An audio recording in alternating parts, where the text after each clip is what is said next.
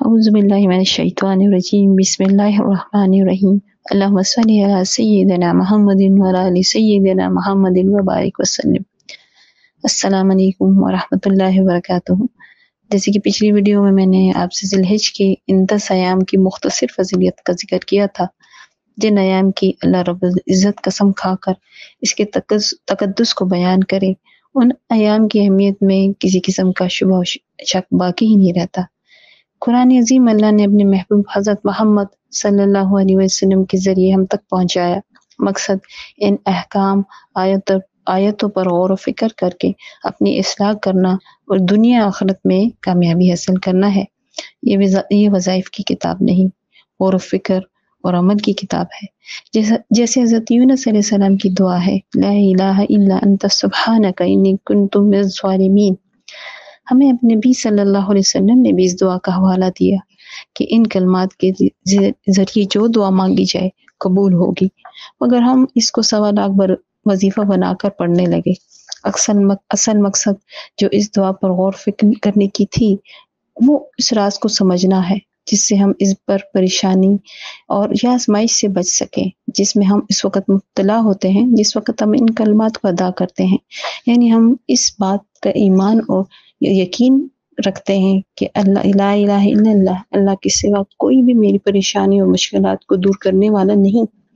وہ جو تمام تر عیوب سے پاک اعلیٰ ذات ہے، وہ مجھے کبھی بھی مشکلات اور پریشانیوں میں نہیں دھکیلنا چاہتی اور نہ ہی وہ دھکیلتی ہے۔ آج جس میں مبتلا ہوں، جو پریشانی جس کا میں سامنا کر رہا ہوں، بے شک میں نے اپنی نافرمانیوں کے ذریعے خود پر ظلم کر کے اور اس میں شامل ہو گیا، یعنی ان ظالموں میں شامل ہو گیا جنہوں نے خود اپنے لیے مشکلات اور مصیبت کو چن لیا۔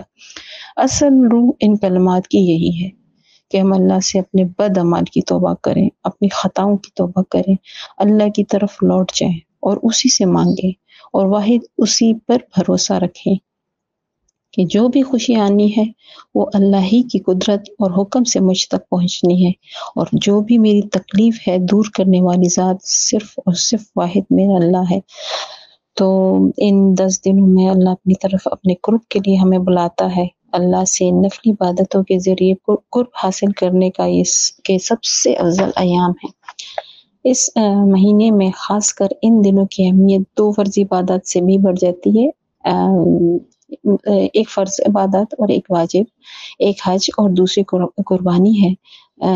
اگر آپ سوچیں تو دنیا میں لگ بھگ 1.57 کروڑ مسلمان ہیں، لیکن ہر سال صرف 20 لاکھ مسلمان کو حج کرنے کی توفیق نصیب ہوتی ہے۔ مطلب باقی کتنے زیادہ بچ گئے کوئی بھی نہیں کر پاتا، جبکہ نبی کریم صلی اللہ علیہ وسلم کا ارشاد مبارک ہے، فرض حج کرو، بے شک اس کا اجر 20 غزوات میں شرکت کرنے سے زیادہ ہے، اور مجھ پر درود بھیجنا اس کے برابر ہے۔ سبحان اللہ، قربان اپنے پیارے نبی صلی اللہ علیہ وسلم کے کہ جنہوں نے ہمیں تسلی دی کہ جب تک تمہارے حج کی استطاعت توفیق نہیں، مجھ پر کثرت سے درود بھیجو۔ اللہ کی رحمت سے امید ہے کہ یہ کثرت درود ہمیں اللہ اور اللہ کے رسول صلی اللہ علیہ وسلم کے در تک پہنچانے کا ذریعہ بن جائے گا انشاءاللہ تعالی۔ تو آپ جو بھی درود روزانہ پڑھتے ہیں اس کی کثرت اسی طرح جاری رکھیں جو آپ کے معمولات میں ہے، جو آپ باقی دنوں میں کہتے ہیں۔ لیکن ذی الحج کی اہمیت حج اور قربانی کی وجہ سے مسلمہ ہے، تو پھر ابراہیم علیہ السلام اور آل ابراہیم علیہ السلام کا تذکرہ تو بار بار اور ہر بار ضرور ہوتا ہے کہ قربانیوں میں اور حج کے کعبہ سب کچھ کا جب بھی ذکر آتا ہے تو سب سے پہلے حضرت ابراہیم علیہ السلام اور حضرت اسماعیل علیہ السلام کی قربانیوں کا ذکر ہوتا ہے۔ تو اس بات میں تو کوئی شک نہیں کہ سارے درود ہی پیارے ہیں، مگر جہاں افضلیت کی بات آتی ہے تو درود ابراہیم تو سب سے افضل ہے، جس کے بغیر کوئی فرض، کوئی سنت اور نفل نماز قبول نہیں ہوتی۔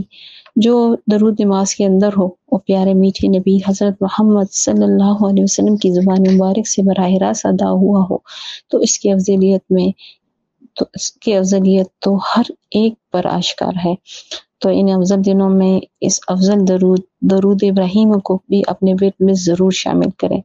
جو درود آپ کی زبان پر جاری ہے، آپ کو آسان ہے، آپ کی روٹین میں ہے، اس کو نہ چھوڑیں، مگر ہر نماز کے بعد ایک تسبیح درود ابراہیمی کی ضرور پڑھیں۔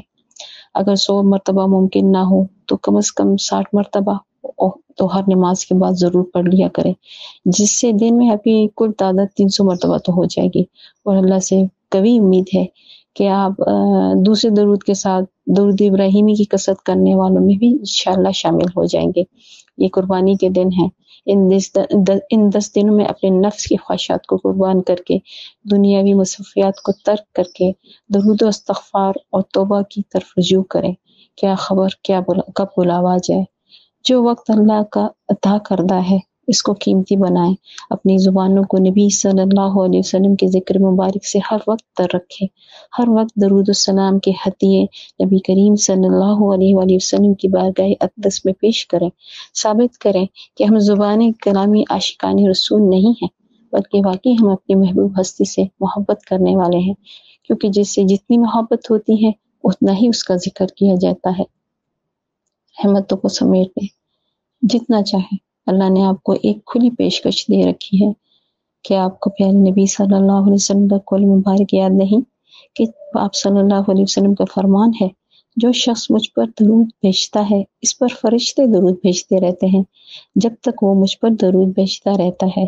اب اس کی مرضی تھوڑا بھیجے یا زیادہ، یعنی کہ جب تک آپ درود بھیجتے ہیں تب تک آپ پر درود بھیجا جاتا ہے، اور یہ تمام حدیث حجت تمام ہونے کا ثبوت ہے کہ بتا دیا گیا کہ جتنی رحمتیں چاہتے ہو لوٹ سکتے ہو لوٹ لو، یہ تمہاری مرضی ہے، زیادتی اور کمی کا اختیار تمہارے ہاتھ میں ہے۔